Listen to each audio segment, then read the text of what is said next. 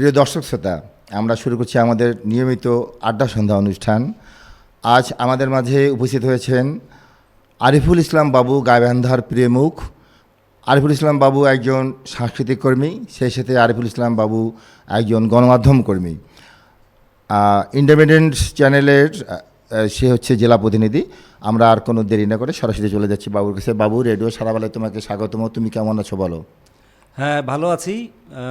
স্বাগতম আপনাকেও, রেডিও সারাবেলার সাথে সংশ্লিষ্ট যারা তাদের সকলকেই স্বাগত জানাচ্ছি, এবং যারা দেখছেন শুনছেন তাদেরকেও অনেক অনেক শুভেচ্ছা জানাচ্ছি। আমার এই অনুষ্ঠানে তুমি আজ প্রথম। জি। হ্যাঁ, এটি কেমন লাগছে? না, আসলে নিঃসন্দেহে অনুষ্ঠান মানে তো অনুষ্ঠানই। আপনার সাথে এইভাবে মাঝে মাঝে বসা হয়, একসাথে চা খাওয়া হয়, কিন্তু আজকে যেহেতু অনেক আয়োজন করে বসা হচ্ছে, মনের মধ্যে তো একটু অন্যরকম ফিলিং হচ্ছেই। আচ্ছা বাবু, আমাদের অনেক অনেক দর্শক শ্রোতারা আজকে যুক্ত হয়েছে এবং হচ্ছে দেখছে, তো একটু তোমার পরিচয়টা তোমার মুখ দিয়ে আমি শুনতে চাই। হ্যাঁ, আমি আরিফুল ইসলাম বাবু, যেটি মিলু ভাই বললেন, সাংস্কৃতিক কর্মী। আসলে এখন বলতে একটু দ্বিধা হয় যে কর্মটি ধরে রাখতে পারছি না, তারপরে সংস্কৃতির সাথে ওঠা বসা আছে এখনও। আর ইন্ডিপেন্ডেন্ট টেলিভিশনে গাইবান্ধার জেলা প্রতিনিধি হিসেবে কাজ করি। এই বাসা গাইবান্ধা শহরের গোডাউন রোডে, এইটুকুই আর কি। আচ্ছা, ঠিক আছে। এখন আমি তোমাকে যদি বলবো আজকের এই আড্ডা সন্ধ্যা অনুষ্ঠানে, তুমি নিঃসন্দেহে গাইবান্ধার একজন খুব সুপরিচিত প্রিয় মুখ। কী যদি বলবো, যে বড়দের স্নেহভাজন আর শ্রদ্ধাভাজন ছোটদের, এইভাবে তুমি একজন আরিফুল ইসলাম বাবু হয়ে উঠেছো। তো তুমি একজন একাধারে সাংস্কৃতিক কর্মী, পাশাপাশি গণমাধ্যম কর্মী। আমি প্রথমে তোমার সাথে এই সাংস্কৃতিক অঙ্গন নিয়ে একটু কথা বলতে চাই। সেটি হচ্ছে এই যে নাট্য জগতে তোমার আসা, কোন সংগঠনে আসলে, কীভাবে আসলে, কার হাত ধরে আসলে? নাট্য জগতে আসলে আসছি 1989 সালের ডিসেম্বর মাসে গাইবান্ধার থিয়েটারে। তো হাত ধরে আসা বলতে কি, আমার বাবা 1989 সালের সেপ্টেম্বর মাসের 24 তারিখে আমাদের ছেড়ে বিদায় নিয়েছেন। তো বড় ভাই বোন যেহেতু বাইরে ঢাকায় থাকতেন, রাজশাহীতে থাকতেন, তো একটা সময়ে যে আমার বড় ভাই তৌফিক ইসলাম তাজ, উনি আমার মাকে বলেছিলেন যে বাবুকে থিয়েটারে যাওয়া আসা করতে বলেন। ওখানে যদি বাদল ভাই বা তাজ ভাইদের বন্ধু, ওনারা মূলত থিয়েটারটাকে লিড করতেন। তো ওই যেতে যেতে আর কি আমার যাওয়াটা হয়ে উঠেছে এই 89 ডিসেম্বরে। বাবু, এটি তাহলে আমি যদি বলতে চাই, এটা তোমার পারিবারিক থেকেই আসা? পারিবারিক থেকে আসা। তবে অভিনয়ে আসবো, মঞ্চে কাজ করব, এরকম আসলে অনেক দিন থেকে ভেবেছি, এরকম না। ধরেন যে খুব ছোটোবেলায় আপনি বিনু আপাকে চিনতেন, মেঘদূতে কাজ করতেন। তো বিনু আপার সাথে মেঘদূতে কয়েকদিন যাওয়া হয়েছিল। বিনু আপা অভিনয় রিহার্সাল করতেন, সেটা ছোটোবেলায় বসে দেখতাম। এবং আরও সংযোগ হচ্ছে যে বানিয়াপা কেটিয়াপার বাসায় যেতেন, কেটিয়াপা ছাত্রী ছিলেন, লেখাপড়ার জন্য যেতেন। আশিস ভাইয়ের সাথে ওখানে দেখা হতো, আশিস ভাই বাসায় আসতেন, এবং আশিস ভাই এখনও খেয়াল করেন যে ওনার কথাবার্তা চলাফেরা সব কিন্তু নাটকীয়। আমি কিন্তু ওনার দিকে মন্ত্রমুগ্ধের মতো ওনার কথা শুনতাম, ওনাকে দেখতাম, কিন্তু এরকম হয়নি যে আমি অভিনয় করব, এরকম না। কিন্তু এইগুলো থেকে কিন্তু দুর্বলতা নাটকের প্রতি তৈরি হয়, সাংস্কৃতিক জগতের তৈরি হয়। তারও আগে যদি বলি, সেটা হচ্ছে যে গাইবান্ধায় খুবই শক্তিশালী একটি সংগঠন ছিল সূর্য সাথী সম্প্রদায়। হ্যাঁ, তো ধরেন যে দেশের বিভিন্ন স্থানে ওই সময় থেকে শুরু করে এখন পর্যন্ত যারা এই জগতের সাথে নিজেদেরকে ধরে রেখেছেন, সেই সংগঠনটিকে অন্যতম। সেই সূর্য সাথী সম্প্রদায়ের যে অনুষ্ঠানগুলো গাইবান্ধায় হতো, তার অনেকগুলো অনুষ্ঠানেরই রিহার্সেল কিন্তু আমাদের বাসায় হতো। যদিও আমাদের বাসা খুব ভাঙাচোরা তখনও ছিল, এখনও খুব একটা যদিও আকর্ষণীয় নয়। তো ওই ছোটো জায়গার মধ্যেই কিন্তু রিহার্সেল হতো, কারণ আমার বাবা এই কাজগুলো দেখতে এবং এই কাজগুলোর সঙ্গে থাকতে খুব পছন্দ করতেন। আমার এখনও মনে আছে, আশিস ভাইকে বলতেন, এই আশিস, তুমি একটা নাটকের সংলাপ শোনাও তো। তারপরে ওই যে শুক্লা ছিলেন একজন, যদি তবলা বাজাতেন, উনি আসতেন। এদিকে হচ্ছে আপনার হলো যারা গানের সাথে ছিলেন, মাধুরী মান্নান স্যারের, আমাদের শ্রদ্ধেয় মাধুরী মান্নান স্যারের ছেলে টুটুল ভাই, উনি যেতেন আমাদের বাসায়, ওনাকে গান গাইতে বলতেন। তারপর রিহার্সেলটা ওই মেঝেতে বসে সবাই রিহার্সেল করতো। তখন কিন্তু আমাদের বাসায় বিদ্যুৎ ছিল না, হ্যারিকেনের আচ্ছা, আলোতেই মানে এই- সন্ধ্যার পরে রাত হয়ে যেত, হ্যাঁ, হ্যাঁ, কাজ চলতো হ্যাঁ, চলতো হ্যারিকেন দিয়ে। অনেক দিন, অনেকক্ষণ পর্যন্ত এই আড্ডাটা চলতো। আব্বা উঠতেই চাইতেন না, একটার পর একটা একে এটা বলতো, তুমি এটা করো, তুমি এটা বলো। তখন থেকে আসলে একটা মানে ভিতরে তো আসলে প্রবেশ করেছে। বাবু, কিন্তু- তোমার আম্মা মানে খালাম্মাও তো এই কালচারাল অঙ্গনের সাথে সম্পৃক্ত ছিলেন। হ্যাঁ, না সম্পৃক্ত বলতে কি, এই বিষয়গুলোর প্রতি মার হচ্ছে পূর্ণ সমর্থন ছিল, মা এগুলো পছন্দ করতেন। এবং হচ্ছে আপনি ব্যক্তিগত কারণে জানেন যে আমার মা তো ওই যে প্রথমে পা ভেঙে যায়, পরে দীর্ঘদিন অসুস্থ থাকার পরে আমাদের ছেড়ে চলে গেছেন। তো মা কিন্তু এই অবস্থাতেও এই টেলিভিশনের খবর দেখা, এই পেপার পড়া, এই জিনিসগুলো কিন্তু কোনোভাবেই মিস করতেন না। এবং উনি মানে ছেলে মেয়েদের এই নাটকে, গানে, কবিতায় এগুলোতে থাকুক সবাই, এটা মা খুব পছন্দ করতেন। এই জগতের প্রতি মার মানে আমাদের বাবা মা দুজনেরই অনেক ভালোবাসা ছিল। আচ্ছা, তোমাদের পরিবারের বিশেষ করে বানিয়াপা, তোমার বড় বোন, বানিয়াপা একজন লেখক বলবো, তারপরে তারও অনেক অবদান আছে। একটু বানিয়াপা সম্পর্কে যদি দুই চার কথা বলো আর কি। আসলে আপন ভাই হওয়া সত্ত্বেও মানে এইটিকে যারা শুনছেন দেখছেন তারা কিভাবে নেবেন আমি জানি না, কিন্তু আপনি যেহেতু উপস্থাপক, আপনি যেহেতু না, আমি যেহেতু জানি যে বানিয়াপা লেখালেখি করে, আমি হ্যাঁ, কিছুটা জানি। মানে আমি ওই অর্থে বলছি যে তার সম্পর্কে বলার মতো আসলে এটা এক ধরনের ধৃষ্টতাই হবে আমার, আমি আসলে তাকে না, অসুবিধা তুলে নেই, ধরতে শোনো, পারবো না। তোমার কিন্তু এই যেমন যে বড় বোন, সূর্য আমারও সাথী- বড় বোন। সূর্য সাথী সম্প্রদায়ের কথা যে বললাম, সেটি তো বানিয়াপাকে কেন্দ্র করেই, বানিয়াপাই সংগঠনে ছিলেন বলেই তো আমাদের বাসায় এই যাওয়া আসাটা শুরু হয়, বা এই জগতে আমার দেখার সুযোগ হয়, পদচারণার সুযোগ হয়। আর তাজও তো লেখালেখি করে। তাজ ভাইয়া লেখালেখি করে না, কিন্তু এইসবের প্রতি তাজ ভাইয়ারও মানে প্রবল টান আছে। না, তোমাদের পরিবারটা তো আসলে কি বলবো, যে একটা মানে লেখালেখি পরিবার বলো, সাংস্কৃতিক পরিবার, এটা ভালো। এটা কিন্তু একটা, আমি যদি বলি যে গাইবান্ধার কয়েকটা পরিবারের মধ্যে তোমাদের পরিবারটাও কিন্তু একটা উদাহরণ, যদি বলি উদাহরণস্বরূপ এক্সাম্পল দেওয়ার মতো একটা পরিবার। এটি কিন্তু নিঃসন্দেহে খুব একটা সংযোগ আছে আর কি, সংস্কৃতির সাথে আমাদের একটা টান আছে। এবার তোমার ওই যে থিয়েটারে আসি, থিয়েটারে তখন আর কে ছিল সেই সময়, আমাদের গাইবান্ধার নাট্যাঙ্গন আর কেমন ছিল? এখন আসলে আমার দেখায় তো আমরা যখন 89-এর এই ডিসেম্বরে জয়েন করি, আমরা 17 জন বন্ধু কিন্তু একসঙ্গে থিয়েটারে যাই, যারা আমরা একসঙ্গে লেখাপড়া করতাম। তো ওই সময় আমাদের কাছে এখন মনে হয় যে স্বর্ণযুগ ছিল। মানে কতজনের নাম বলবো, আসলে ধরেন যে আমাদের অনুষ্ঠানের সময় ফুরিয়ে যাবে, এত মানুষ এখানে জড়িত ছিল। ধরেন যে আমাদের শাহাদত হোসেন সুজা ভাই, শরীফুল ইসলাম বাবুল ভাই, তারপরে সঞ্জীবন দা, তারপরে যে ক্রীড়া সংস্থাতে ছিল আমাদের শহীদুজ্জামান ভাই, শহীদ ভাই, তারপরে আহসান হাবিব সাইদ ভাই, তারপরে আপনার আমিনুজ্জামান রিঙ্কু ভাই, মোর্শেদ হাবিব সোহেল ভাই, এনারা কিন্তু মানে ওতপ্রোতভাবে থিয়েটারের সাথে যুক্ত ছিলেন। আর অভিনয়তে ছিলেন বাদল ভাই, পলাশ ভাই, আর যে আপনার অত্যন্ত প্রিয় মানিক ভাই। মানে মানিক আমার ভাই প্রিয় মানে সবার প্রিয় না, নিঃসন্দেহে মানে বিশেষ করে আপনি যেহেতু আজকে তোর কোন মানিকের কথা বলছো? মানিক বাহার? মানে বাহার না বললে বোঝা যাচ্ছে না। তাই তো, অনেক মানিক থাকতে পারে ভাই, তো। হ্যাঁ। মানিক তো মাইন্ড করতে পারে, আমার নামটা বললো। এবং থিয়েটারে না, যারা মানিক ভাইকে চেনেন তারা সবাই জানেন যে একজন শক্তিশালী সংগঠক মানিক ভাই। মানে যে কোনো একটা অনুষ্ঠান কিভাবে মানুষের সামনে উপস্থাপন করতে হবে, কিভাবে সাজাতে হবে, এই সব কিন্তু ওনার মাথায় প্রচুর আইডিয়া কাজ করে নিয়মিত। আচ্ছা, আমরা একটু অন্য প্রসঙ্গে যাই। গত অনুষ্ঠানে ছিল হচ্ছে মিমি। জি, মিমির সাথে গতবার তুমি এসেছিলে, মানিক ভাড়ও আসছিল। আজকে কিন্তু মিমিও আসছে, মানিক ভাড় আসছে, তারা কিন্তু আমাদের স্টুডিওর পেছনে আছে। এই জন্য আমরা কিন্তু এখান থেকে তাদেরকে এটা কি বলবো, যে ওয়েলকাম জানাবো নাকি? না, আসলে মিমির প্রতি তো কৃতজ্ঞতা প্রকাশ করতেই হয়। কৃতজ্ঞতা প্রকাশ করতে হয়, এর খুব ভালো আগে মেয়ে। সে এখানে গেস্ট ছিল, কিন্তু রংপুর থেকে সে তখন এসেছিল, আজকে এই আবার যে গাইবান্ধার টানে, আপনি গাইবান্ধার বলেছেন, মেয়ে, হ্যাঁ, এই জন্য আবার এসছে। এটা আসলে কৃতজ্ঞতা এটা প্রকাশ কৃতজ্ঞতা। করতে হয়। আমাকে বলছে মিলু ভাই আমি আবার আসবো, খুব ভালো লাগছে এই অনুষ্ঠানটা, এবং ওর কিন্তু ভিউ অনেক হয়ে গেছে, 8,000-এর কাছাকাছি। জি, সেটি হচ্ছে যে থিয়েটারের কথা আবার আসি ফিরে। থিয়েটারে হচ্ছে যে তোমার কতদিন আর কি, কতদিন ছিলে তুমি থিয়েটারে? একটা পর্যায়ে তো তুমি ডিটাচ হয়ে গেলা, বা যাওয়া আসা বন্ধ হয়ে গেছে। জি, কয়েক বছর ছিল না? না ডিটাচড বলতে না, দীর্ঘদিন তো ছিলাম। 1989 সাল থেকে আপনার মনে করেন যে 2012 পর্যন্ত টানা ছিলাম। 12-র পরে একটু আস্তে আস্তে ডিটাচ হতে হয়, কিন্তু সংযোগটা কিন্তু তখন থেকে এখন পর্যন্ত আছেই।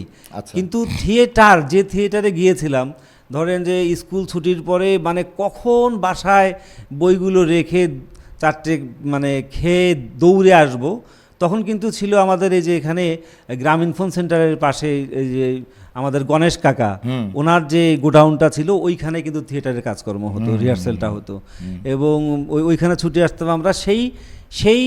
সেই অবস্থাটা তো আসলে এখন আর নাই।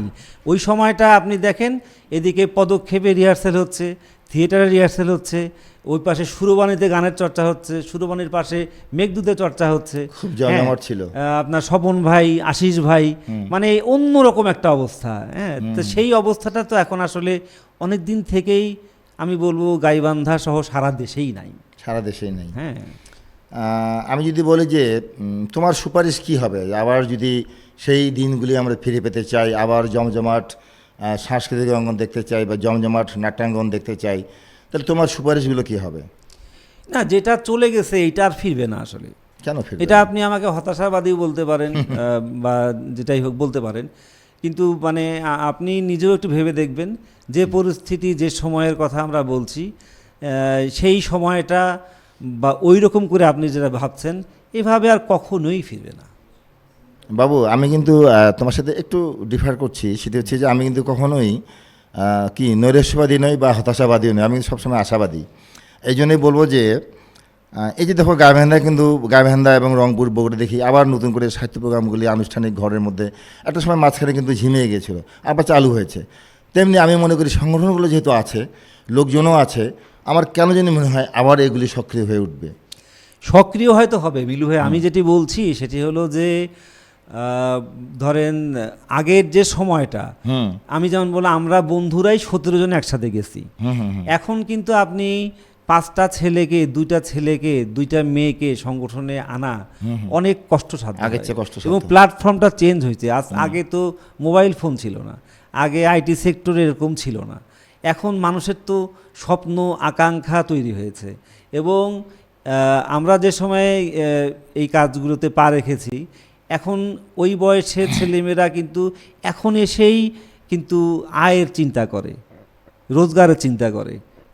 এটা আমি নেগেটিভভাবে নিচ্ছি না, না, ঠিক আছে। সময়ের সাথে এটা তৈরি হয়েছে, যার ফলে কিন্তু এই যে তীব্র যে ভালোবাসাটা অনুভব করা, টানটা অনুভব করা, আপনি যে কোনো কাজের প্রতি যদি হৃদয়ের টানটা অনুভূত না হয়, তাহলে তো সেই কাজটা আসলে ধরে রাখা বা করাটা কঠিন। আচ্ছা বাবু, আমি একটা জিনিস মিস করে গেছি, সেটি হচ্ছে যে তোমার মিসেস সেও কিন্তু একজন নাট্যকর্মী বা এই কালচারাল অঙ্গনের মানুষ। আসলে নাট্যকর্মী বলা যাবে কিনা জানি না, থিয়েটার আমরা একসাথে থিয়েটার তুমি করতাম। একটু নামটা বলবে? ইলোরা পারভিন মিথি আমার সহধর্মিণী। হ্যাঁ। তো হচ্ছে এবং একটি নাটকে মিথি কাজ করেছিল, ওই একটি নাটকেই কাজ করা হয়েছে। পরবর্তী তো নিজেও আগ্রহ পাইনি, আমি যদিও মানে করতে বলা বা নিষেধ করার মধ্যে কখনোই ছিলাম না, কিন্তু নিজে আগ্রহ করার অভিনয় থাকেনি, কিন্তু থিয়েটারের কার্যক্রমের সাথে মোটামুটিভাবে ওতপ্রোত জড়িত ছিল আর কি। আচ্ছা, এবার তুমি কতগুলি নাটকে অভিনয় করেছো? খুব বেশি নাটকে কাজ করা হয়নি, 12-14টি নাটকে কাজ করেছি। প্রথম নাটক ছিল রয়্যাল বেঙ্গল টাইগার, এরপরে হচ্ছে নরক গুলজার, দর্পণের সদস্যসী, তারপরে সৎকার, বাসন, চক্ষুদান, এরকম। তুমি কোন ক্যারেক্টারে বেশি প্রিফার করতে? আমাকে এই বাদল ভাইরা, মানিক ভাইরা, আমি খেয়াল করতাম যে এই নেতিবাচক চরিত্রগুলোতে সে কি কথা? বেশ, হ্যাঁ, নেতিবাচক, এই ধরেন যে গ্রামের মোড়ল আছে, কিছু নেতিবাচক চরিত্রের মোড়ল আছে, এই টাইপের চরিত্রগুলো কেন যেন বেশি করতে। যারা ক্যারেক্টার ফুটিয়ে তুলতে পারে তাদের তো যে কোনো ক্যারেক্টারই দেওয়া যেতে পারে। আমি বলছি যে এই ধরনেরগুলোতে বেশি কেন জানি তারা কাস্ট করতো। আবার ওই যে একসময় যেমন নাটকের নায়ক এরকম যেরকম বলে, এরকম একটি নাটকেই কাজ করার সুযোগ হয়েছিল, চক্ষুদার নাটক। হ্যাঁ, এর বাইরে আমি যেটা, তারপরে আপনার হচ্ছে যেমন রয়্যাল বেঙ্গল টাইগারে কিন্তু যে আমরা বলি কোরাস বলে না, অনেকজন একসাথে অংশ নেওয়া, রয়্যাল বেঙ্গল টাইগারে কিন্তু এই কোরাসেই আমরা প্রথম অংশ নিই, তারপরে পর্যায়ক্রমে আস্তে বাবু, আমাদের কিন্তু দর্শক শ্রোতারা জেনে গেছে অলরেডি যে তুমি একজন নাটকের লোক। জি।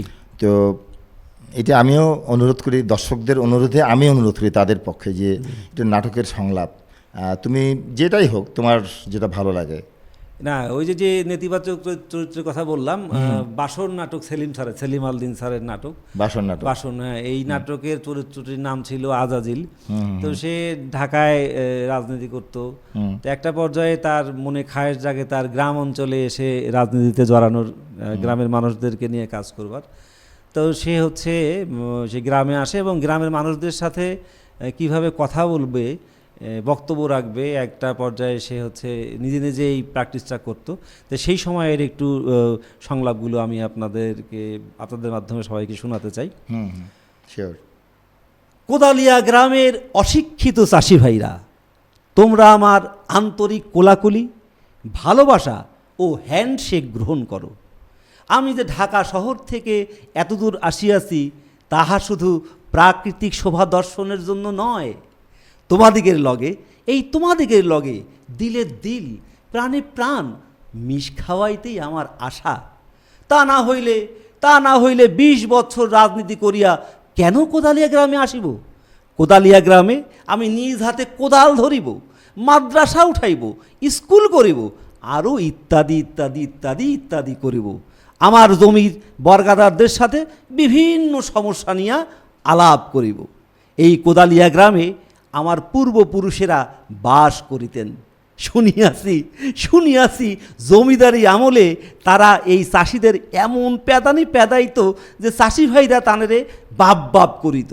এই অতিরিক্ত অত্যাচার করিত বলিরাই অশিক্ষিত চাষিরা একজোট হইয়া লাঠি ধরিল, উচ্ছেদ ঘটাইল জমিদারি প্রথার। কিন্তু আজ এই স্বাধীন বাংলাদেশে আমরা সবাই ভাই। চাষায় আমায় কোনো ভেদাভেদ নাই। আরে হ্যাঁ, চাষায় আমায় কোনো ভেদাভেদ নাই। অসাধারণ, খুবই সুন্দর। বাবু, এই যে তোমার মাঝখানে একটা গ্যাপ ছিল, আজকে কিন্তু আমাদের দর্শক শ্রোতারা জেনে গেল, গাইবান্ধাবাসীও জেনে গেল যে না, বাবু ভাই যে সেই সময় একজন কি বলবো যে জনপ্রিয় নাট্য ব্যক্তিত্ব বা নাটকের লোক। এই প্রজন্মের যারা, বিশেষ করে ছোট যারা, তোমার ভাতিজা, আমার ভাতিজা, তোমার ছেলে, আমার, এরা কিন্তু জেনে গেল এটা। আমি আজকে কিন্তু ধন্য তোমাকে এনে এখানে। ঠিক আছে। আচ্ছা শোনো বাবু, দেখতে দেখতে আমাদের সময় চলে যায়, এটি একটু খুব নির্মম হয়ে যায়, পরিস্থিতি হয়ে যায়। আমি গাইবান্ধার কালচারাল অঙ্গনে একটু তোমাকে দু একটি জিনিস জানতে চাই তোমার কাছে। তুমি যেহেতু তোমার অনেক পদচারণা অনেক ক্ষেত্রে আছে, এই যে আমাদের গাইবান্ধার সাংস্কৃতিক অঙ্গন, অনেকে বলে যে অনেক জেলা আছে, আমাদের গাইবান্ধার সাংস্কৃতিক অঙ্গন সমৃদ্ধ, এটা অনেকে বলে। এখন আমি কিন্তু বেশ কয়েকজনকে বলেছি, এই যে সাবু ভাই, তাও যদি বলে 2 বছর 4 বছর আগে, তখন আমাদের ফেসবুক লাইভ যেত না, তখন আমি সাবু ভাইকে বলেছি, অনেকে বলেছি। যেমন গাইবান্ধার জেলা হওয়াতে এখানে কিন্তু কেউ যদি মনে করে আমি সেতার শিখবো, আমি বেহালা শিখবো, আমি বাঁশি শিখবো, আমি শরৎ শিখবো, but there is no opportunity, কোনো স্কোপ নাই, সুযোগ নাই। তোমার মতে একটা জেলা হওয়ার পরে কি করলে পরে এটা একসময় ইনশোর হবে? আর আমরা না পারি আমাদের পরের প্রজন্ম অন্ততপক্ষে বেহালা, সেতার, শরৎ বা সানাই, এগুলো অন্তত শিখতে পারবে। এখন আসলে প্রথম ব্যাপারটা হচ্ছে যে যেটা আমরা শুরু থেকে আলোচনা করছিলাম, যে এই জগতে কিছু করবার জন্য প্রথমত নিজের ভালোবাসা, নিজের আগ্রহ তো থাকতে হবে। পাশাপাশি আপনি যেগুলো বললেন, এগুলোর জন্য আসলে একটা সাপোর্টের দরকার হয়। যেমন অনেক পরিবারের মানুষ হয়তো বা এই ইনস্ট্রুমেন্টটা কেনার মতো সামর্থ্য রাখে না, কিন্তু তার ইচ্ছা আছে প্রবল। এক্ষেত্রে আসলে আপনি যেভাবেই বলেন, এই সরকারি সহায়তার একটা বিষয় তো থাকে। সরকারি সহায়তা বলতে আমি বোঝাচ্ছি যে একটি জেলার মাদার অর্গানাইজেশন হচ্ছে শিল্পকলা একাডেমি।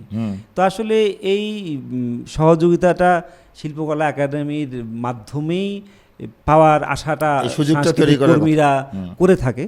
তো এই উদ্যোগটা, এবং আমি মনে করি যে সরকারি পৃষ্ঠপোষকতায়, প্রশাসনের উদ্যোগে শিল্পকলা একাডেমি মনে হয় এই জিনিসগুলো করতে পারে। হতে পারে যে অনেক কাজের ভিড়ে তাদের করা হয়ে ওঠে না, তবে সাংস্কৃতিক কর্মীদের পক্ষ থেকেও কিন্তু চাহিদার বিষয়টা তাদের কাছে জানাতে হবে। একটা বার্গেনিংয়ের জায়গাও যেতে হবে যে আমাদেরকে এটা দেন, আমাদের জন্য এটা করেন। আমার মনে হয় যে দুই পক্ষের সমন্বয় হলে এই জিনিসগুলো আটকে থাকবে না। তবে অনেক আগে হওয়া দরকার ছিল, আরও আগে আমরা এইটাকে ব্যবহার করতে পারতাম, সমৃদ্ধ হতে পারতাম। তবে আমার মনে হয় যে সম্ভাবনা শেষ হয়ে যায়নি, আছে। জি, আমরা এখন আশাবাদী, অবশ্যই। আচ্ছা বাবু, তুমি একজন গণমাধ্যম কর্মী। জি, আমাদের চ্যাপ্টার কিন্তু চেঞ্জ হয়ে গেল। আচ্ছা, তোমার তো অনেক সাইড আছে যেহেতু, তুমি নিজেকে সাংবাদিক বলতে দাও না। আমি বেশ কয়েকবার বলেছি, তুমি না মিলু ভাই আমাকে সাংবাদিক বলেন না। আচ্ছা বলো তো, একটু যদি ব্যাখ্যা করো। না আসলে জটিল কোনো ব্যাখ্যার বিষয় নাই মিলু ভাই এখানে। বিষয়টা হচ্ছে যে আমি যদি আপনাকে একটু এইভাবে উদাহরণ দেই, ধরেন যে হুমায়ুন ফরিদি ভাই অভিনেতা, আফজাল হোসেন অভিনেতা, আসাদুজ্জামান নূর ভাই অভিনেতা। এখন আমি অভিনেতা হিসেবে এই যে তিনজনের নাম বললাম, আমি ছোট থেকেই এদেরকে যেভাবে দেখে এসেছি, যেভাবে জেনে এসেছি, আইকন এখন হিসেবে। আপনি যখন আমাকে উপস্থাপন করবেন আরিফুল ইসলাম বাবু অভিনেতা, তখন আমার নিজের কাছে জানি একটু ওনারা অভিনেতা আমি অভিনেতা, মানে এটা আমি কিন্তু বলছি না যে আমার আইডিওলজিটাই কারেক্ট, আমি আচ্ছা, আমারটা বলছি। তুমি ইন্ডিপেন্ডেন্ট চ্যানেলের জেলা প্রতিনিধি। জি, এটা এটা কবে থেকে তুমি আছো এই চ্যানেলের সঙ্গে? একদম শুরু থেকে আছি। শুরু থেকে বলতে তো কত বছর তোমার এই জগতে? 10 থেকে 10-12 বছর। আর এই জগতের কথা যদি বলেন ও, তাহলে তুমি আমি তো গণমাধ্যমে শুরু করেছি 2004-এ। হ্যাঁ 2004 থেকে তুমি জায়জাদিনের সাথে ছিলা। জায়দিন আরো পরে প্রকাশিত হয়েছে। হ্যাঁ। প্রথম হচ্ছে আপনার এই যে বগুড়া থেকে প্রকাশিত উত্তর কোণে কাজ করেছি, উত্তর কোণে। এরপরে পর্যায়ক্রমে জায়দিনে কাজ করেছি, আর টিভিতে কাজ করেছি, অর্থনীতি প্রতিদিন বলে একটি পত্রিকায় হ্যাঁ কাজ তুমি করেছি। আরটিভিতেও ছিলে অনেকদিন। জি, তারপরে এই সর্বশেষ ইন্ডিপেন্ডেন্ট টেলিভিশন। ইন্ডিপেন্ডেন্ট চ্যানেলে তোমার অনেক অভিজ্ঞতা আছে। তাহলে আমি যদি তোমাকে গণমাধ্যম কর্মী বলি তাহলে কি? না গণমাধ্যম কর্মী তো এটা বলা যেতে নিঃসন্দেহে, পারে। হ্যাঁ। এই সংবাদকর্মী যদি বলি? সংবাদকর্মী এটাও মানে আমি কিন্তু তুমি তোমাকে সাংবাদিক বলতে দিচ্ছ সাংবাদিক না। এটা শুনলেই মনে হয় কি যে আচ্ছা আমি না। তোমাকে আর সাংবাদিক বলবো না, যাও। না, আমি তোমার আমি শুরু থেকে ডেজিগনেশন কিন্তু বলবো যে তুমি যখন জেলা প্রতিনিধি। যখন থেকে কাজ করেছি তখনও কোনো অনুষ্ঠানে গেলে যখন পরিচয় পর্ব হতো আমি কিন্তু বলতাম যে ইন্ডিপেন্ডেন্ট টিভিতে কাজ করি, দিনে কাজ করি, আর টিভিতে কাজ করি, এরকম বলতাম। মানে সাংবাদিক বলতে এক ধরনের কেন যেন লাগতো, যে উদাহরণটা দিলাম, হ্যাঁ। যে ওই রকম যাদেরকে সাংবাদিক হিসেবে জেনে এসেছি, আমি দেখে বুঝতে এসেছি। পেরেছি তুমি বলতে চাচ্ছ, ধরো যে কি যদি বলি যে কি মাহবুজা নাম, অথবা প্রথম আলোর কি নাম যেন, মতিউর রহমান, অথবা যদি বলি যে আবুল মুকসুদ, আব্দুল গাফার চৌধুরী, মানে এদেরকে তুমি সাংবাদিক বলছো। বাট না আমি বলছি যে আমি দেখেছি যে এইরকম করে ওই জায়গাটায় নিজেকে ভাবতে মানে মনে হয় যে না, অনেক পরিপূর্ণতার পরে এই জায়গাটা আসতে পারে, বুঝতে পেরেছি। এটা আমার ব্যক্তিগত অনুভূতি। এই যে তুমি প্রিন্ট মিডিয়ায় অনেক নিউজ করেছো, অথবা ইলেকট্রনিক মিডিয়ায় তুমি অনেক নিউজ কাভার করেছো, করতে গিয়ে তোমার কোনো তিক্ত অভিজ্ঞতা আছে কি না যদি একটু বলো, অথবা তোমার কোনো ঝুঁকিপূর্ণ চিন্তিত হয়েছে নিউজ করার ফলে তোমার একটা হুমকি গণমাধ্যম কর্মীদের এটা ফেস করতে হয়? না দেখেন মিলু ভাই, এই বিষয়টা হচ্ছে যে প্রতিটা কাজেই কম বেশি ঝুঁকি তিক্ততা থাকেই। তা আমি আসলে ঝুঁকি এবং তিক্ততার যে বিষয়গুলো আছে সেই বিষয়গুলো আসলে এইরকম একটি অনুষ্ঠানে বলতে চাই না আর কি। আচ্ছা আচ্ছা। মানে এই বিষয়গুলো আসলে আপনারা যেমন আমাকে প্রথমেই বলে দিয়েছেন যে আমাদের আলোচনায় আচ্ছা, অমুক অমুক বিষয় আনা যাবে না, না, তাহলে না। ওই তিক্ততা এবং ওই বিষয়গুলো যদি বলতে আচ্ছা, তাহলে চাই সফলতা বলো তাহলে একটু। পর্যায়ক্রমে সফলতা বলো। সফলতা বলার ব্যাপারটা হচ্ছে যে এটা মানে তুমি আনন্দ আনন্দ পাওয়া। তোমার ধরেন যে- নিউজ হওয়ার পরে হ্যাঁ। সেটি একটা রেজাল্ট পেয়েছো, বা সরকারের দৃষ্টিগোচর হয়েছে, সেটি সাকসেস হয়েছো, এমন একটা যদি বলো। ওই যে সেটা বললাম যে সফলতা কিনা জানি না, কিন্তু নিজের মনের কাছে শান্তি লাগে। ধরেন যে আমার একবার জ্বর, তো মা মাথায় পানি দিয়ে দিচ্ছে বিকালে, হঠাৎ করে বিকেলে জ্বরটা উঠেছে, তো মা মাথায় পানি দিয়ে দিচ্ছে, তো বাসায় আর কেউ নেই। তাই এই সময় আমি ওই শুয়ে আছি, হঠাৎ করে মনে হলো যে আঙ্গিনা দিয়ে কে যেন বের হয়ে গেল। তা আমি মাকে বলছি, মা কে বের হলো? তা মা বলতেছে, ও এই মেয়েটা হলো কালকেও আসছিল, ও হচ্ছে ওই 3টা বাচ্চাগুলো দত্তক দেওয়ার জন্য এরকম ঘুরতেছে। তা আমি বললাম যে কেন? অভাবী অনেক। আমি মাথায় পানি দেওয়া বন্ধ করে উঠলাম যে দেখি কোথায় গেল। তা মা বলতেছে অস্থির হোস না, ওই একজনের নাম বললো যে উনি হলো চেনে যে কোথায় বাসা। তারপরে পরের দিন পর্যন্ত অপেক্ষা করতে হলো। সকালে ওই যার কথা বললেন উনি আসলেন, ওনাকে জিজ্ঞাসা করলাম, তা বললো যে খোলাবাড়ি নামে আমাদের যে জায়গাটা আছে ওইখানে যে অমুক জায়গায় একটা ঠিকানা দিল যে ওখানে গেলে পাওয়া যাবে। তা আমি কুদ্দুস আলম ভাইকে ফোন দিলাম, উনি সহ আমি গেলাম হচ্ছে ওই ওনাকে খুঁজতে। তো কি ব্যাপার, তো তার ওই খুঁজে পেলাম, জানলাম যে ওই ভদ্রমহিলার স্বামী হচ্ছে মিস্ত্রির কাজ করে, রাজমিস্ত্রির কাজ করে, বিভিন্ন জায়গায় কাজ করে। এরকম করে যে জেলায় গেছে একটা করে বিয়ে করছে আর কি, যে কারণে এই ওয়াইফের সাথে আর সেরকম সম্পর্ক নাই। 3টা বাচ্চা, তার আসলে আয়ের কোনো উৎস নাই, যার কারণে সে ইতিমধ্যেই হচ্ছে দুটো বাচ্চাকে দত্তক দিয়ে দিয়েছে। এবং তৃতীয় বাচ্চাটাকেও সে আর লালন পালন করতে পারছে না, এজন্য ঘটতেছে। তো তাকে নিয়ে একটা তার এই জীবনের এই কষ্টের অধ্যায়টা জায়জাদিন পত্রিকায় নিয়ে আসলাম। তো ওই সময় হচ্ছে মাঠে আমাদের সেনাবাহিনী ছিল 111-এর সময়টা। তো হচ্ছে 3 দিন পরে আমাকে গোবিন্দদা বিকেলে ফোন দিলেন যে এরকম ক্যাম্প থেকে তোমাকে একটু খুঁজতেছে, তোমার সাথে কথা বলবে, তুমি এই নাম্বারটা নাও, এই নাম্বার তুমি একটা ফোন দাও। তারপর আমি ফোন দিলাম, তো ওনারা বললেন যে একটু ক্যাম্পে আসেন, একটু কথা বলবো। তো পরে গেলাম সেখানে, তো এই সংবাদটা সম্পর্কে জানতে চাই যে এরকম একটা দেখছি আমরা, এটা বাসাটা কোথায়, আমরা একটু যেতে চাই। পরে ওনারা আমাদের সাথে গেলেন এবং পরের দিন হচ্ছে ওই সময় পল্লী বিদ্যুতের যে রেস্ট হাউসটা ওইখানে হচ্ছে ওনাদের যে কমান্ডিং ইনচার্জ উনি থাকতেন ওখানে। তো ওনাদের পক্ষ থেকে সেলাই মেশিন দেওয়া, ওই বাচ্চাদেরকে নিয়ে আসা, হাসপাতালে ভর্তি করানো, চিকিৎসা দেওয়া, অর্থনৈতিকভাবে সহায়তা করা, মানে অনেক কিছু তাদের জন্য করেছে ওই সময়। তো এই বিষয়টা আমাকে আনন্দ দেয় যে ওই ভদ্রমহিলা এবং ওই পরিবারের জন্য কিছু করার সুযোগ হয়েছে। আর একটি বিষয় হচ্ছে আমাদের স্টেশন মসজিদের এই যে চত্বরটা, যেখানে রিক্সা দাঁড়ায়, অনেকগুলো চায়ের দোকান, এইখানে আমি নামগুলো ভুলে গেছি, ওইখানে দেখতাম ছোট্ট একটা মেয়ে ওর বাবার সাথে চা বানাতো। তো এই বিষয়টা একদিন আমি জিজ্ঞাসা করলাম যে তুমি কোন ক্লাসে পড়ো, তখন ও ক্লাস 3-তে পড়তো। হ্যাঁ, তো লেখাপড়া করো কি না। তা একটা পর্যায়ে হচ্ছে ওই ছোট্ট বাচ্চাটাকে নিয়ে একটা গল্পটা তুলে এনেছিলাম। তো ওইটা দেখেও আপনার প্রবাসী একজন এবং স্থানীয় একজন তারা তাকে অর্থনৈতিক সহযোগিতা এবং একটা ব্যাংক অ্যাকাউন্ট করে দিয়েছিল যাতে করে ও লেখাপড়া করতে পারে। কিন্তু মিলু ভাই, আজকের অনুষ্ঠানের মধ্য দিয়ে আমি একটা ওই বিষয়টাতে একটা কষ্ট শেয়ার করতে চাই। সেটা হচ্ছে যে আমি খুব বেশি দিন খোঁজ নিতে পারি নাই। একটা সময়ে যে আমি জানতে পেরেছি যে খুব অল্প বয়সে মেয়েটার বিয়ে হয়েছে এবং তারপরে মেয়েটি পৃথিবী থেকে বিদায়ও নিয়ে নিয়েছে। এটা কত আগের কথা বলছো তুমি? এইটা তো ওকে নিয়ে নিউজটা করেছিলাম এই তো 2007 কি 8-এ, 7-8 সালের দিকে। যাই হোক, এটা এখন সে তো মারা গেছে, এখন তো করার কিছু নেই, আমরা দোয়া করি তার জন্য।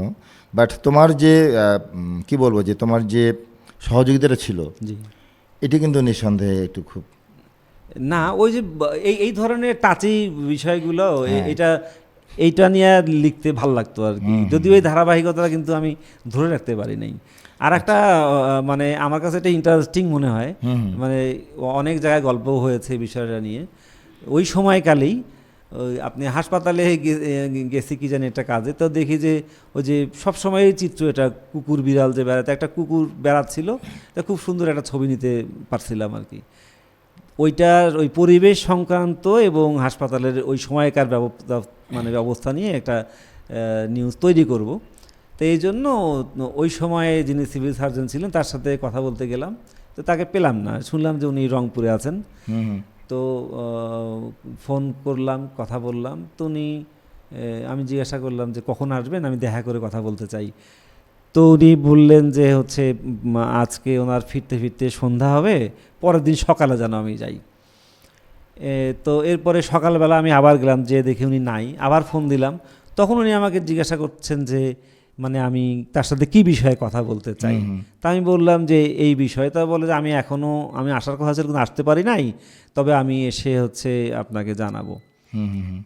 তো আমি চলে গেলাম। তো একটা পর্যায়ে আমার হচ্ছে পরিবারের একজন এই পেশায় যুক্ত, তো হঠাৎ দেখি উনি আমাকে ফোন দিয়েছেন। তা আমার ফোনটা দেখেই মনে হলো যে উনি নিশ্চয়ই এই বিষয়ে কথা বলবেন। তা আমি হ্যালো আসসালামু আলাইকুম বললাম, চাচা বলেন। চাচা আমি হচ্ছে যাবো না আর। তা বলে যাবা না মানে কি? তা আমি বললাম নিশ্চয়ই আপনি কোথাও যাইতে নিষেধ করার জন্য কোথায় ফোন দিয়েছেন। তা অপর প্রান্ত থেকে আমার চাচা হাসতেছেন এবং বলতে, আসলে তুমি কি জানতে চাচ্ছ ওই বিষয়ে? তা আমি বললাম চাচা এই বিষয়ে। তো উনি আমাকে উত্তর, তা আমি বললাম যে আপনার কাছে তো না, আমার তো সিভিল সার্জনের বক্তব্যটা দরকার। আচ্ছা সমস্যা নেই, আমি আর এই বিষয় নিয়ে যাব না। আচ্ছা আচ্ছা। তো ভাবলাম যে এই ধরনের নিউজগুলো করতে আমি চিন্তা করলাম যে আমাকে অনুরোধের ঢেকে গিলতেই হবে। অনেকে অনেক কিছু মনে করতে পারে, অনেক মন্তব্য করতে পারে, কিন্তু আমি এই টাইপের নিউজগুলো থেকে তখন থেকেই এই সরে আসছি, যে যদি অনুরোধেই ঠেকে গিলতে হয় তাহলে খামাখা পা দিয়ে। না বাবু, মিডিয়ায় কাজ করতে গেলে কিন্তু তোমার কি বলবো, অনেক চ্যালেঞ্জ চলে আসবে, অনেক বাধা থাকবে, অনেক ব্যারিয়ার, সব কিছু মিলেই মিনিমাইজ করে আবার চলতে হয়। তবে এটা কিন্তু ঠিক, আমি একটা কথা আমি তোমাকে বলবো যে এই গণমাধ্যম কর্মীরা কিন্তু এখনও ফুলফিল তারা স্বাধীনতা ভোগ করতে পারে না। কি পারে? না না না, পারে না। পারবেও না। পারবে? পারবেও না। আমি তো মনে করি যে তারা না, কারণ একেবারে সত্য কথা, 100% সত্য কথা লিখবে যেটা তার, আমি মনে করি সে কেউ না কেউ, তার আত্মীয় যদি হয়, তার বন্ধু যদি হয়, তার কোনো স্থানে হয়, সে একটা প্রেশারাইজড, অনেক হাজারো প্রতিবন্ধকতা এটা থাকে। কিন্তু আমরা আশা করি যে একটা পর্যায়ে যেটা হবে না, মুক্ত কি বলে এটাকে, গণমাধ্যম মুক্ত হবে, মানে সব কিছু থ্রেট থেকে মুক্ত হবে গণমাধ্যম, তাহলে তো তোমাদের জন্য সুবিধা হবে। কিন্তু এটা অনেক কঠিন, আসলে এটা অনেক কঠিন। না, হওয়া উচিত, আমরা বলে গেলাম। সেটাই আমাদের না, আসলে সব ভালো কিছু তো আমরা প্রত্যাশা করব, ভালো কিছু হ্যাঁ। চাইবো, এটাই তো স্বাভাবিক এখন। মানে এবং মৃত্যু দিন পর্যন্ত তো আমরা আশা নিয়েই মরি, আশা নিয়েই মরি, যে exactly। একদিন হবে। আচ্ছা বাবু, একটু ফিরে আসি আমাদের গাইবান্ধার শিল্প সাহিত্য সাংস্কৃতিক অঙ্গন। জি। অনেক কথা হলো তোমার সাথে, কখন যেন আবার সিগন্যাল দেয়, আমি কিন্তু আতঙ্কে আছি, আমাকে সিগন্যাল দেবে সময় নিয়ে, সেটাকে এই টাইমটাকে মিনিমাইজ করে আবার আমাকে এগোতে হয়। সেটা হচ্ছে আমাদের একসময় আমরা গাইবান্ধায় দেখতাম যে এই যে কী চারুকলা, সূর্যকলা এখনও আছে। এই যে যদি এলাপটা আমাদের হয়ে গেল একটু আগে, কিন্তু আমি ঠিক আছে, আবার বলুন। উঠাতে চাই নতুন করে, যে এই যে জমজমাট অবস্থা ছিল সেই সময়, আমাদের কি সঙ্গীতের ইউসুফ ভাই ছিল, আবার এই যে দেখো যে সিনিয়র পর্যায়ে যারা ছিল আমাদের জাহিনু, আমাকে দেখতাম, তারা আবার কি অলৌকিক নাট্যগোষ্ঠী, এই যে একটা পাড়ায় পাড়ায় পাড়ায় একটা, হ্যাঁ পাড়ায় পাড়ায় একটা জোয়ার ছিল। এখন আপনি তো যেহেতু বলছেন যে আমাদের দিকে থাকতেন ওই সময়, দোলন চাপা বলে একটা সংগঠন ছিল, হ্যাঁ হ্যাঁ হ্যাঁ হ্যাঁ তাই না? হ্যাঁ, আমার বাড়ি চাকরিটা আমার পেছনেই ছিল, তুমি তো জানোই। আমরা তো পশ্চিম তোমাদের পাড়াতেই বড় হয়েছি, পশ্চিমপাড়া প্রাইমারি স্কুলের ছাত্র ছিলাম আমি। সেটি এখন আমাদের পরে পরে, যেহেতু তোমরা বেশি বেশি জুনিয়র তাও তো না, কিন্তু তারপরে আমি বলবো জি। যে তোমার সুপারিশগুলো কী কী হবে, যেহেতু তুমি একজন গণমাধ্যম কর্মী, তুমি একজন সাংস্কৃতিক কর্মী, সব দিক দিয়েই তোমার কথাটাকে কিছু হলেও মানুষ শুনবেই আমি মনে করি। তোমার সুপারিশগুলো যদি একটু বলো। এখন আসলে আমরা যারা চাই যে পরিবেশটা আগের মতো হোক, তারা আসলে তাদেরকে একটা জিনিস পৌঁছতেই হবে, সেটা হলো যে কোনো কিছু থেকে শেখানোর জায়গাটাতে নিজেদেরকে দূরে রাখা যাবে না। আপনি আগে দেখেন প্রাইমারি স্কুলগুলোতে আমাদের এলাকার ওই সময় যারা গাইবান্ধার বাইরে লেখাপড়া করতেন, তারা ছুটিতে আসলে প্রাইমারি স্কুলে গিয়ে ক্লাস নিতেন। এরকম আছে, যেমন যে পশ্চিমপাড়া স্কুলের কথা বলা হলো, ওই যে মানবাধিকার কমিশনের চেয়ারম্যান ছিলেন আমাদের কলি ভাই, হ্যাঁ, ওনার গল্প মিজানুর রহমান কলি, ওনার কথা কিন্তু সবাই বলে যে উনি ভালো স্টুডেন্ট ছিলেন, উনি ক্লাস নিতেন। তো আসলে এই যে জেনারেশন, এদের সাথে দূরত্বটা একেবারেই কমিয়ে আনতে হবে, এদের কাছাকাছি যেতে হবে। এটা কিন্তু আমি নিজেও যাদের কারণে আমরা নিরাশা মানে মনে জাগে যে এই জেনারেশন এরকম কেন হলো, এরকম না ভেবে আমাদের আসলে উচিত হবে তাদের কাছে যাওয়া। ঠিক। তো বাবু, সময় কিন্তু শেষ, সময় শেষ। তোমাকে অনেক অনেক ধন্যবাদ। আমি দর্শক শ্রোতাদেরকে আবারও বলছি যে দর্শক শ্রোতা, এতক্ষণ আমি যার সাথে কথা বললাম এই আড্ডা সন্ধ্যায়, তিনি হচ্ছেন আমার স্নেহভাজন আরিফুল ইসলাম বাবু, একজন সাংস্কৃতিক কর্মী এবং একজন গণমাধ্যম কর্মী। তো বাবু, তুমি দুটো কথা বলে সংক্ষেপে আমাদের শ্রোতা বন্ধুদের কাছ থেকে বিদায় নাও, তারপর আমি বিদায় নেব। না, বলার হচ্ছে যে রেডিও সারা বাংলার এই আয়োজনটা নিঃসন্দেহে প্রশংসনীয়, কারণ এই আয়োজনের মধ্য দিয়ে গাইবান্ধার বিভিন্ন অঙ্গনের কথা সারা দেশের মানুষ, বিশ্বের মানুষ জানতে পারছে। এই আয়োজনটি আরও সমৃদ্ধ হোক, যা কীভাবে সমৃদ্ধ করা যায়, নিশ্চয়ই যারা এখানে কাজ করছেন তারা আরও ভাববেন যে গাইবান্ধাকে কিভাবে উপস্থাপন করা যায় সারা বিশ্বের কাছে। আমি আহ্বান জানাবো, সেটি নিশ্চয়ই তারা খেয়াল রাখবেন। এবং আজকের এই আয়োজনে আমাকে সম্পৃক্ত করবার জন্য রেডিও সারাবেলাকে, মিলু ভাইকে এবং সংশ্লিষ্ট সকলকে অনেক অনেক ধন্যবাদ জানাচ্ছি। আমিও শেষ করছি শ্রোতা বন্ধু। তার আগে বাবু, তোমাকে আরেকটি কথা বলি, আজকে কিন্তু তুমি একজন লাকি পার্সন ম্যান। কী জন্য বলবো, যে আজকে আমাদের আড্ডা সন্ধ্যার একটা লোগো লেগেছে, তুমি প্রথম এই যে আড্ডা সন্ধ্যা, চায়ের কাপ, চা ধোঁয়া উঠছে, এই যে এটি কিন্তু একটা নিউ ডাইমেনশন আমি বলবো। তার মানে এই মঞ্চের যে একটা পরিবর্তন এসেছে, নতুনত্ব আসছে, আমি তোমাকে লাকি সেটার পার্সন বলছি। প্রথম দিন হচ্ছে আমি। তুমি মানে আমি সারপ্রাইজ। নিঃসন্দেহে এটি আমার জন্য সৌভাগ্য জি, যে এইটি যেদিন প্রথম হলো সেদিন আমি ছিলাম। এক্স্যাক্টলি। তো শেষ করি বাবু, প্রিয় দর্শক শ্রোতা, আপনারা সকলে ভালো থাকবেন। এতক্ষণ দেখলেন এবং শুনলেন যে আমাদের আরিফুল ইসলাম বাবু আমার সঙ্গে ছিলেন। সকলে ভালো থাকবেন, সুস্থ থাকবেন। আবারও কথা হবে আপনাদের সঙ্গে আগামী মঙ্গলবার কোনো এক অতিথির সঙ্গে। শুভ সন্ধ্যা।